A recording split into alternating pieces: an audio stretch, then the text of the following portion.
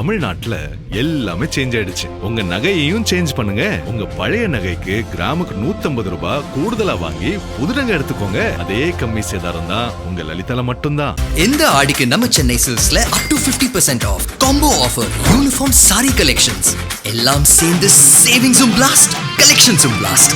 நம்ம the Chennai silks. Aachi Masala. எந்த சமையலும் ருசி தேடும் ரகசியம் 20 ரூபாய். எனது ஆட்சியில் யாரையும் தவறு செய்ய விடமாட்டேன், தவறு செய்தவர்களையும் விடமாட்டேன் என்று பஞ்ச் டயலாக் வசனம் பேசுகிறார் தமிழக முதல்வர்.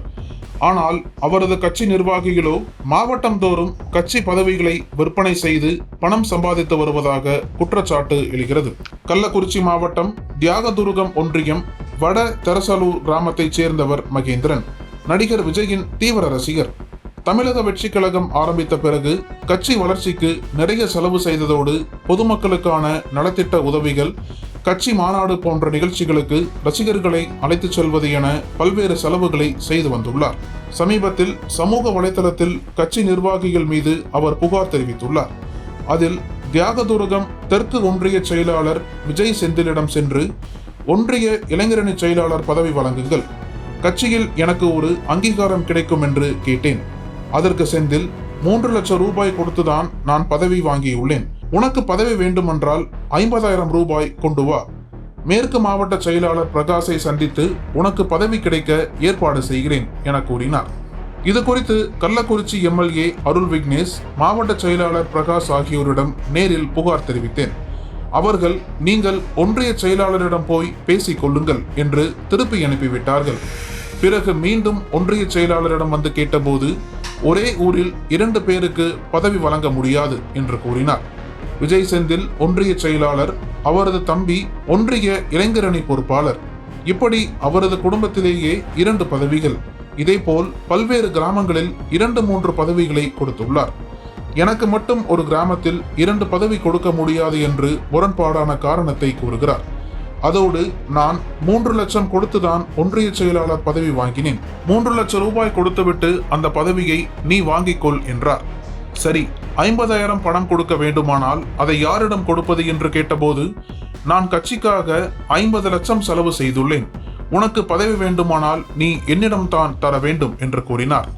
இப்படி பணம் பறிக்கும் செயல்பாடுகள் கட்சியின் வளர்ச்சியை பாதிக்கும், பொதுமக்களிடம் தவறான எண்ணத்தை உருவாக்கும். இதை தடுக்க வேண்டுமென்று சென்னை சென்று கட்சி தலைமை நிலைய செயலாளர் பரணி பாலாஜியை சந்தித்து அவரிடம் மாவட்ட செயலாளர், ஒன்றிய செயலாளர் இருவரும் பேரம் பேசிய ஆடியோ மற்றும் ஆதாரங்களை கொடுத்தேன். விசாரிக்கிறேன் என்று கூறினார். எந்த நடவடிக்கையும் இல்லை. இதன் பிறகு எங்கள் மாவட்டத்தின் பொறுப்பு அமைச்சரான புசி ஆனத்தை சந்திக்க முயன்றேன். முடியவில்லை. அவரது PA குருவிடம் இது சம்பந்தமான உரிய ஆதாரங்களை கொடுத்துவிட்டு வந்தேன். இதுவரை எந்த நடவடிக்கையும் இல்லை. முதல்வர் விஜய் கவனத்திற்கு இந்த சம்பவங்கள் சென்று சேர வேண்டும் என்ற நோக்கத்தில் தான் இதையெல்லாம் சமூக வலைதளங்களில் வெளியிட்டுள்ளேன் என்று கூறுகிறார் மகேந்திரன். குற்றம் சாட்டப்பட்ட விஜய் செந்திலோ, மகேந்திரன் கட்சிக்கு வந்தே 2.5 ஆண்டுகள் தான் ஆகிறது.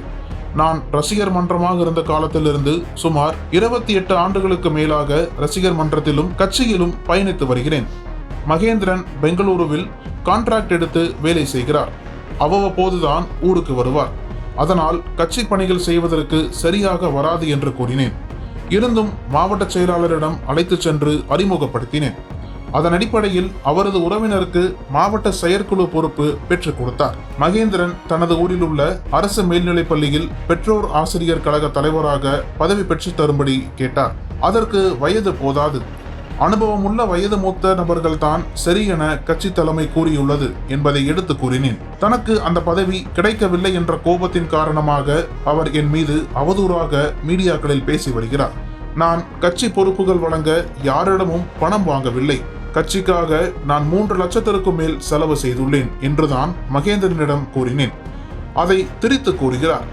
மகேந்திரன் மீது காவல்துறையில் வழக்கு உள்ளது. இவர் பெங்களூருவுக்கு ஆட்களை வேலைக்கு அழைத்து சென்று சரியான முறையில் சம்பளம் தராததால் லேபர் அலுவலகத்தில் புகார் பதிவாகியுள்ளது. இப்படிப்பட்டவர் என் மீது அவதூறு பரப்புவதா என்கிறார். அனல் பறக்கும் செய்திகளை அப்டேட் செய்து கொள்ள நக்கீரன் களத்தை இப்பவே சப்ஸ்கிரைப் பண்ணுங்க.